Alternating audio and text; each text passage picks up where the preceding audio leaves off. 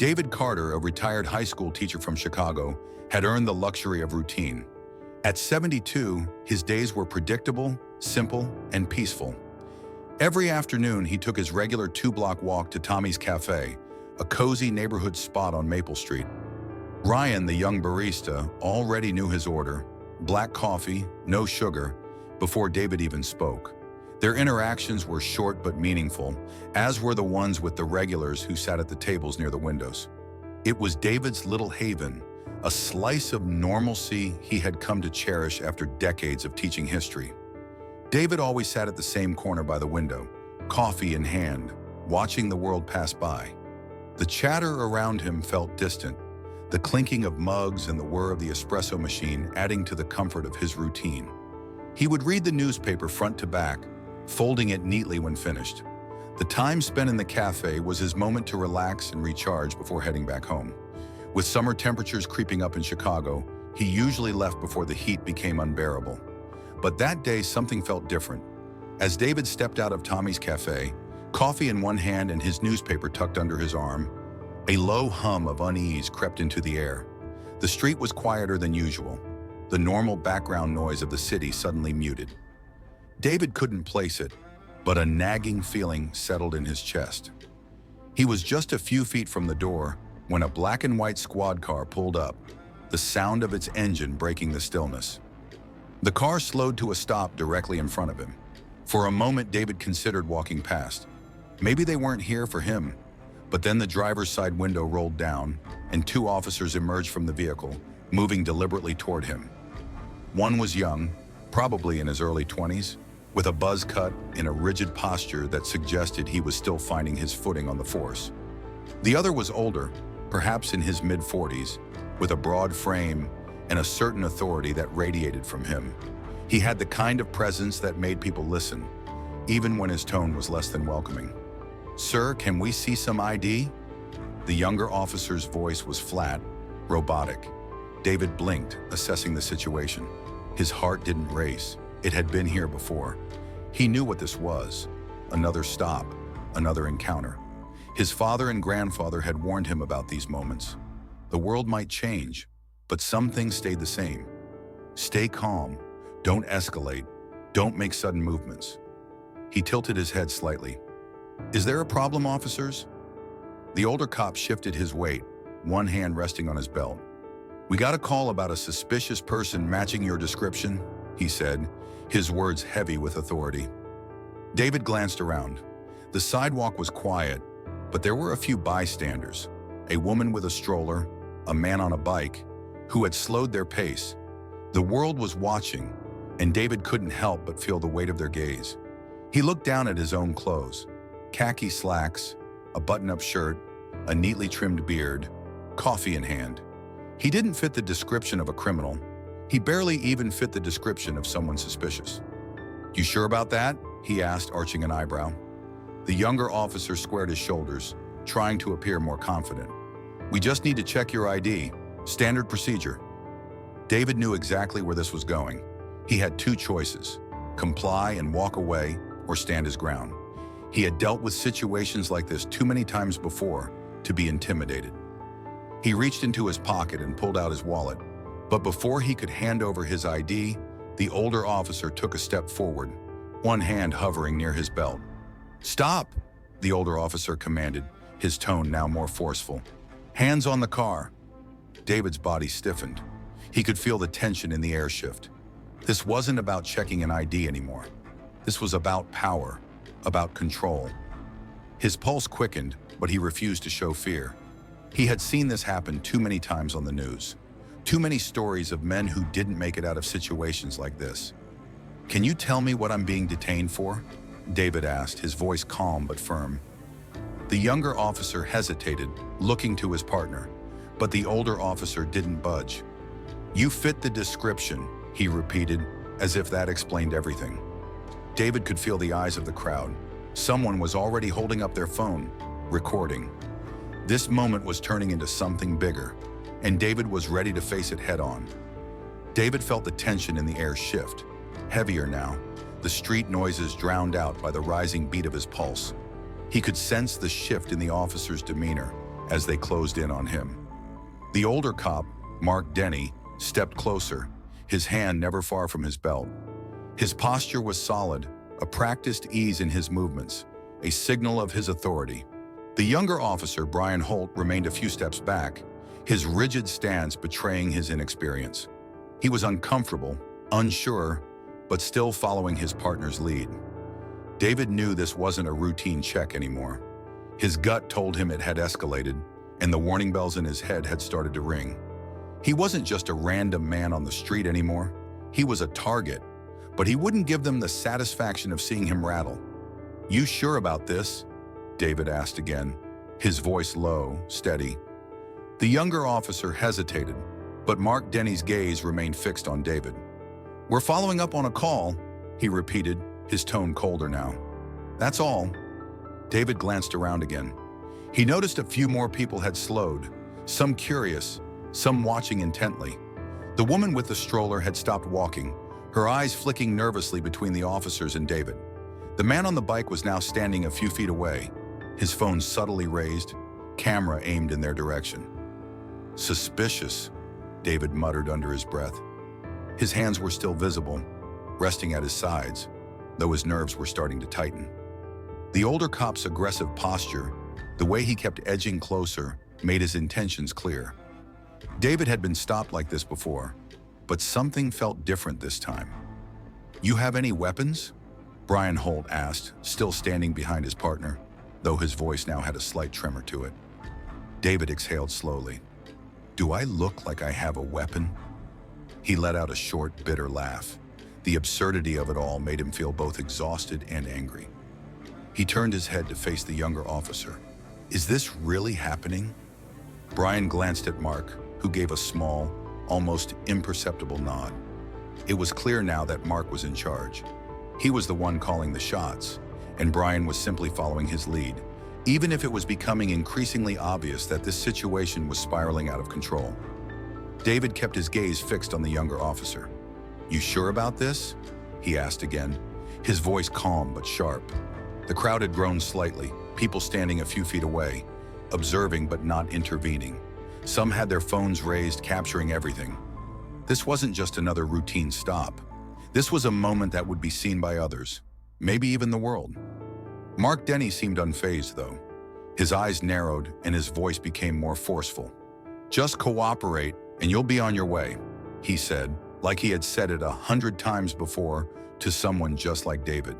The subtext was clear: comply, or things could get worse. David's frustration simmered beneath the surface, but he kept himself in check. He knew all too well how easily situations like this could escalate. His hands twitched and his mind raced, but he remained still. He had seen too many stories end tragically after a simple stop. Too many times had he watched the news, seen another man, another black man, forced to the ground, restrained, or worse, because of a mistake, a misunderstanding. "I don't resist, I don't fight, I don't run," David had told his daughter Emily countless times growing up. He'd told her that these were the rules, the survival instincts they both had to live by. But right now that rule felt heavy in his chest. The weight of it all was too much. Suddenly David made a decision. Slowly, carefully, he reached into his pocket and pulled out his phone. He knew what it meant. He could feel the shift in the air as both officers tensed. Mark's hands shot up, his expression hardening. "Hands where I can see them," he ordered, his voice now a little more desperate. David didn't flinch. He held the phone up slowly, his movements measured. "I'm calling my daughter," he said, his voice calm but unwavering. Brian Holt looked confused for a moment, his brow furrowed. "Sir, just..." David pressed the number, the one he knew by heart. His thumb hovered over the screen as it rang. 2 rings, then 3 before Emily picked up. "Hey, Dad, what's wrong?" Emily's voice was sharp, controlled. She could always tell when something wasn't right. David allowed himself to take a deep breath. For the first time in what felt like forever, he felt a sense of relief. He'd made the call. She was on the other end, and things were about to change. "Just outside Tommy's Cafe," David said, his eyes still locked on the officers. "They stopped me. They're questioning me for no reason." David stood there, phone in hand, watching the two officers closely. The older one, Mark Denny, had yet to make a move, but his face had hardened, his posture tightening as if bracing for a confrontation. The younger officer, Brian Holt, was less certain, shifting uneasily from foot to foot, his gaze darting between David and the crowd. The tension in the air was thick now, the weight of the moment almost palpable, and in that silence, David let the phone ring. 1, 2, 3 rings. Finally, Emily answered, and hearing her voice on the other end was like a lifeline thrown into turbulent waters. "Hey, Dad, what's wrong?" Emily's voice was sharp, focused, the kind of tone she always used when things were about to get serious. David felt a wave of relief wash over him. She was there. She always had his back, and now he had to make sure she had theirs. "They stopped me, Em. They won't let me go," David said, his eyes never leaving the officers. The words left his mouth quietly, but with the kind of steel that comes from years of experience. Years of being told to stay calm and don't escalate. But this time, it felt different. This time, he wasn't alone. "They've got no reason to be stopping me." A moment of silence passed. David could almost hear the wheels turning in his daughter's mind, her sharp, strategic brain already processing everything, already calculating the next move. He could picture her face, brows furrowed in concentration, probably already thinking about how to handle this on a larger scale. "What's your location?" Emily asked, her voice now steady and commanding. She wasn't asking, she was directing. "Just outside Tommy's Cafe on Maple," David replied, his voice tight but even. "Stay on the line. I'm putting you on speaker," Emily instructed, her tone now unmistakably authoritative. David felt a surge of pride in his chest. His daughter wasn't just any lawyer, she was one of the highest-ranking officials in the U.S. Department of Justice, and she wasn't going to let this go. She wouldn't let them push him around. As Emily's voice crackled through the speaker, clear and unwavering, the atmosphere around them shifted.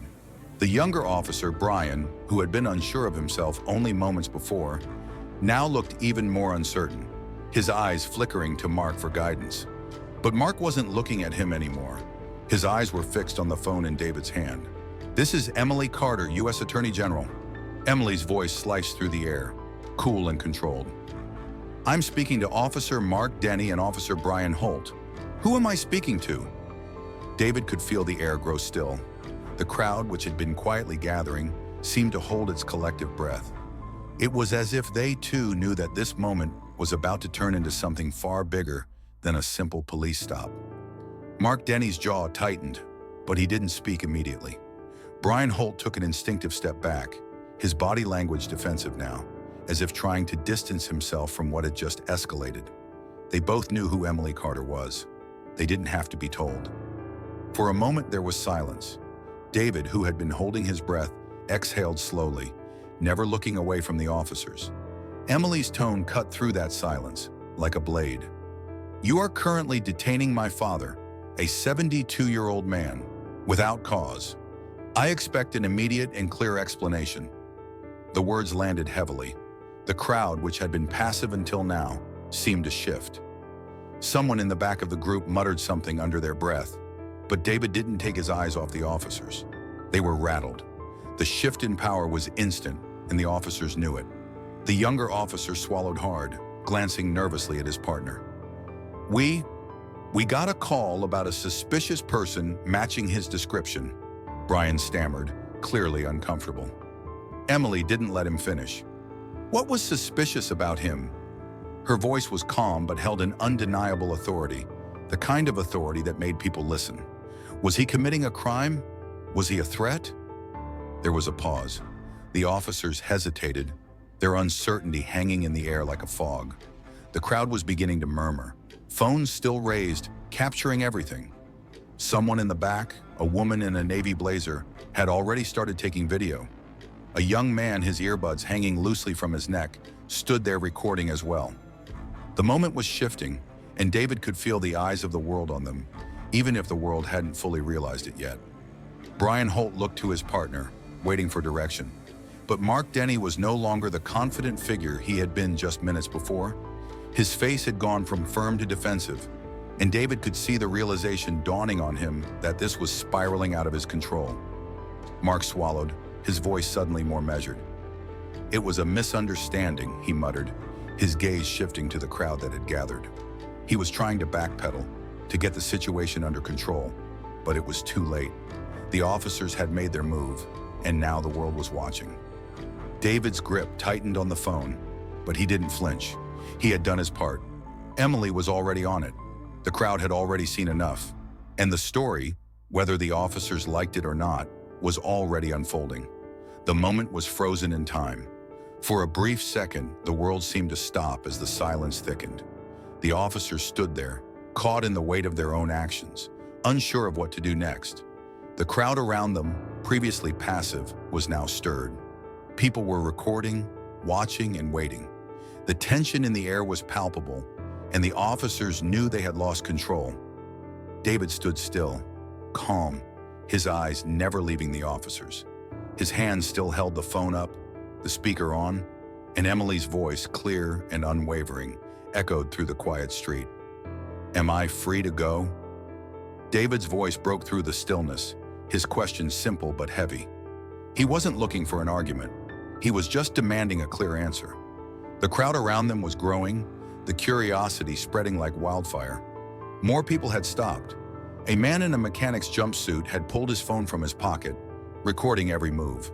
A woman in a navy blazer, her face set in disbelief, was speaking softly to someone beside her, her phone still raised. They were witnesses now, part of the growing audience that was witnessing this clash between David and the officers. The younger officer, Brian Holt, shifted on his feet, his eyes flickering between David and his partner.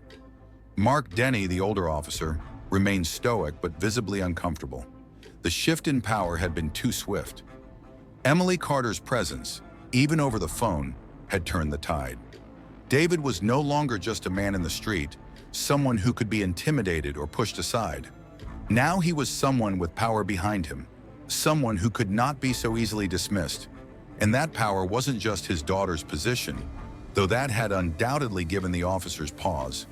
It was the collective power of the crowd, the cameras, the truth being laid bare in front of them. "I told you," David said, his voice low but firm. "I don't resist, I don't fight, but I won't be pushed around." Mark Denny glanced at Brian again, his frustration now boiling to the surface. His hand hovered near his belt, the movement so slight it was almost imperceptible.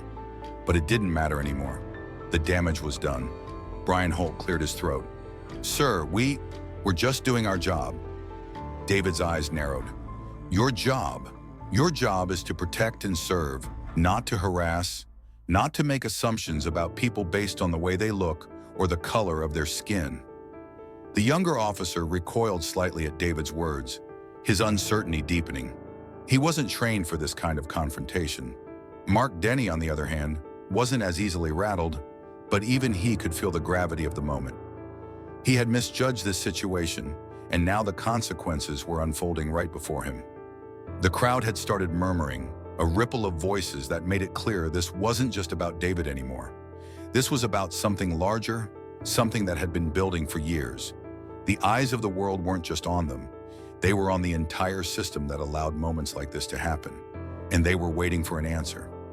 David exhaled slowly, letting the moment sink in. The police had overstepped, and now they were left with no excuse. The power had shifted, and the officers were no longer in control. David wasn't just walking away from this. He was standing his ground, letting them know that he wouldn't let them erase his dignity. Mark Denny finally spoke, his voice reluctant, clipped. "You're free to go, sir." David didn't move immediately. He let the words hang in the air. He wanted them to understand. He wanted them to know that their authority had been stripped away in that moment. The power they thought they had wasn't real. It was fragile, built on the illusion of control.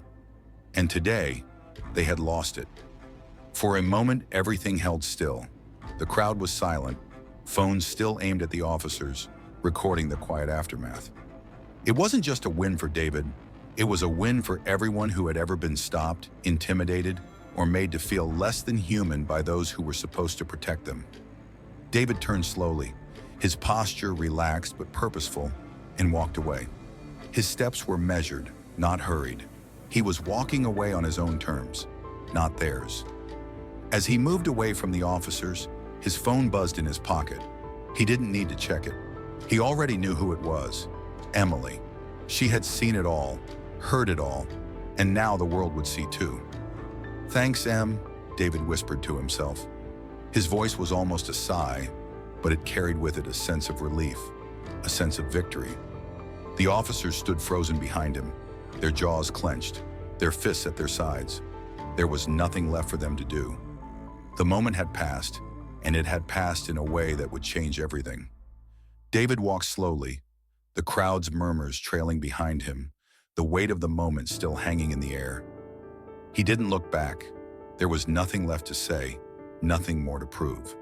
The officers remained standing, frozen, their faces red with frustration and embarrassment, while the people who had witnessed the scene were already beginning to disperse, their phones still held up, capturing the last remnants of the encounter. As David reached the corner of the block, his phone buzzed again. He didn't need to check the screen. He knew who it was. Emily. She'd be watching, following the story unfold. David had no doubt the video was already circulating, making its way across social media, where it would spread like wildfire. This time, the world was paying attention. He answered the call, his voice calm but weary. "I'm heading home, Em." "You did good, Dad," Emily's voice came through, steady and proud. But David could hear the underlying concern. "The video's already online. It's getting traction fast. People are angry. They're not letting it go." David nodded, though she couldn't see it. He had known this moment would come. He had lived long enough to understand the way things worked, how they always seemed to cycle back, how people would be outraged for a few days, then let it fade into the background. But this time, there was something different about the way it felt. "How bad is it?" he asked, his fingers drumming lightly on the phone. "Bad for them," Emily replied. "The public is already demanding answers. It's not just the usual outrage. It's spreading fast." David sighed, feeling the weight of the conversation settle in. "They'll issue a statement," he said, his voice flat, resigned. "Talk about procedures and reviews, but there won't be any real accountability." "Exactly," Emily agreed, her voice firm. "We both know how this goes, but it's different this time. People aren't just sharing it, they're demanding action." David paused, his mind still running through the events of the afternoon. The officers' attitudes, the shift in power when Emily stepped in. It had all happened so fast, and yet it felt like something had finally broken in the system. It wasn't just his fight. It wasn't just his moment. It was a sign of something bigger. The world had seen what happened, and now they were waiting for answers. "I know," David said quietly, "but it's still not enough. Not yet." Emily didn't respond right away. She didn't need to. She knew what he meant. The fight wasn't over just because the officers let him go. They had to be held accountable. And more than that, things had to change. He couldn't just walk away thinking it was done. No, this was only the beginning. As David walked through his front door, he felt a strange combination of exhaustion and purpose. His legs ached from the walk, but his mind was still racing. The news had already broken. Local stations were running the footage, the crowd, the officers, his daughter's intervention. The footage was raw, real, and it wasn't going to be easy to ignore. He sank into his favorite armchair by the window, watching the familiar streets outside. The neighborhood hadn't changed, but something in the air felt different, the silence before a storm. David knew the world was watching, and it wasn't going to forget what happened on Lincoln Avenue. His phone buzzed once more. This time it was a message from an old colleague, a retired professor who had seen the video. The message was short but filled with conviction. "Proud of you. This had to happen." David stared at the message for a moment, unsure of what to feel. Proud? Maybe. But he wasn't sure that was the word he was looking for. It wasn't about pride. It was about doing what needed to be done. It was about standing up, speaking out, and ensuring that things didn't continue as they always had. The knock on the door came softly, but David knew who it was before he opened it. Emily stood there, arms crossed, looking him over like she was checking for any hidden wounds. She had flown in, of course. Of course she had. "You didn't have to come," David said as he stepped aside to let her in. "I know," she replied, giving him a knowing look. "But you don't think I'd miss this, do you?" They sat together in the living room, the TV murmuring in the background as the anchors discussed the incident. News clips replayed the video from different angles, showing the officers, the crowd, and the moment the power shifted. It was everywhere now, on news channels, social media, in people's conversations. The conversation had already begun, but David knew the real work had just started. Emily rubbed her temple, her exhaustion starting to show.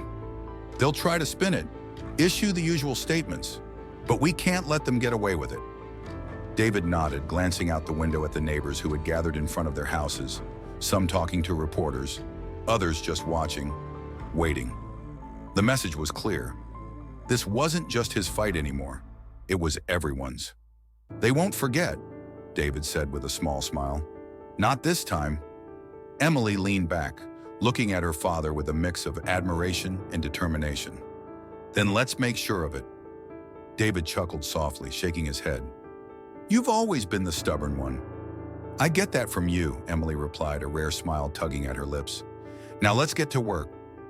David took a slow sip from his coffee, feeling the weight of everything he had done and everything that was to come. He wasn't sure what the future held, but he knew one thing. The world wasn't turning away from this one, and neither was he.